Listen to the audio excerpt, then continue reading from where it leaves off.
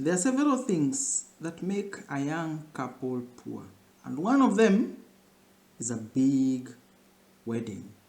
Financed by sources of income that are loans that are actually having a big interest rate. So don't enter into debt because of a wedding, because you're going to entertain people for a day and suffer for a lifetime.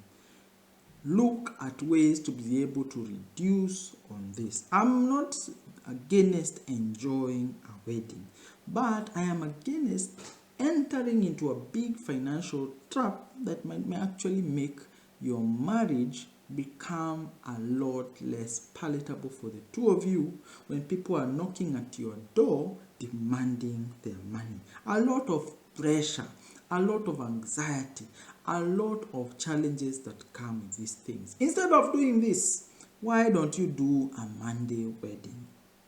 Invite people for a wedding, make it on Monday, make it in the morning or in the afternoon. You will have a lot less people to contend with.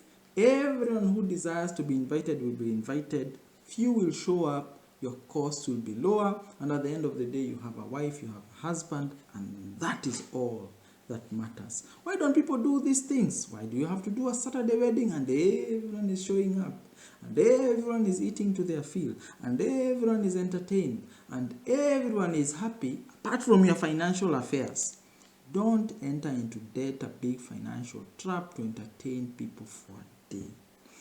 The other thing that you could be able to do is you could be able to you either make it inconvenient, that is on a Monday, it is a Monday and that's all it is, or you make it a potluck. People come with their own food. That is the second suggestion. People would come with their own food.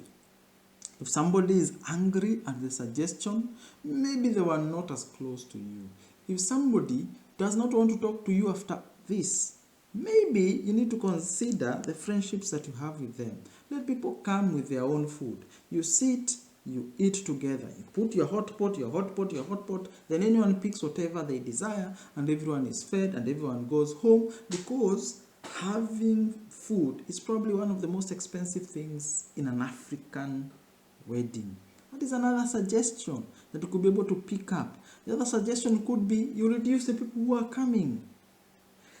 When you talk about it realistically, how many people do actually matter for the two of you? You, your spouse, your parents, you have children, your brothers and sisters, and a few friends, 5 from both sides, and that's it. And the pastor and maybe someone else.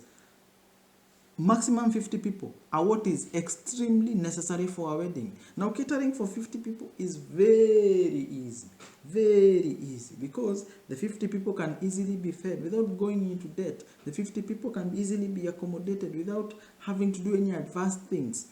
Do that, and you could be able to save on a lot of money.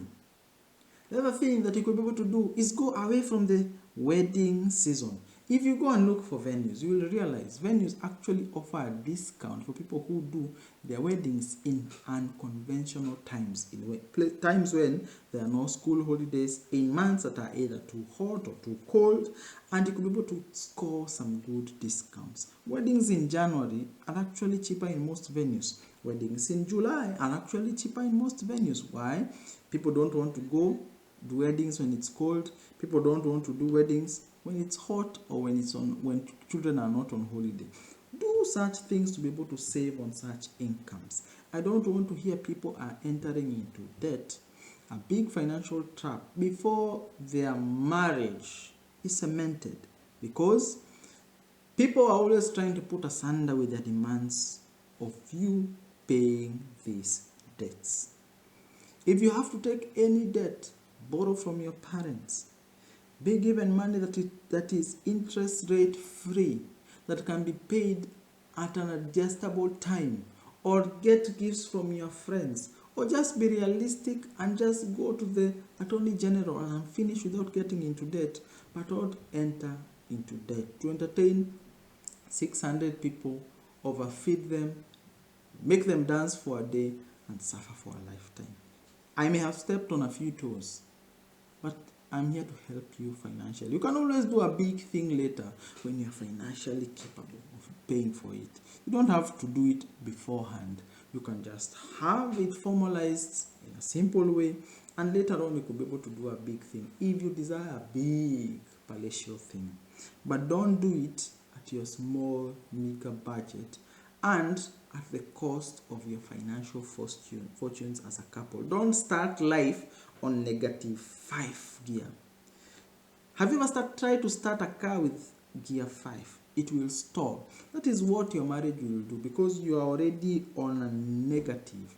You're going on a wrong gear, and even your attempts to try and balance and start with that gear will most likely going to come to a stall.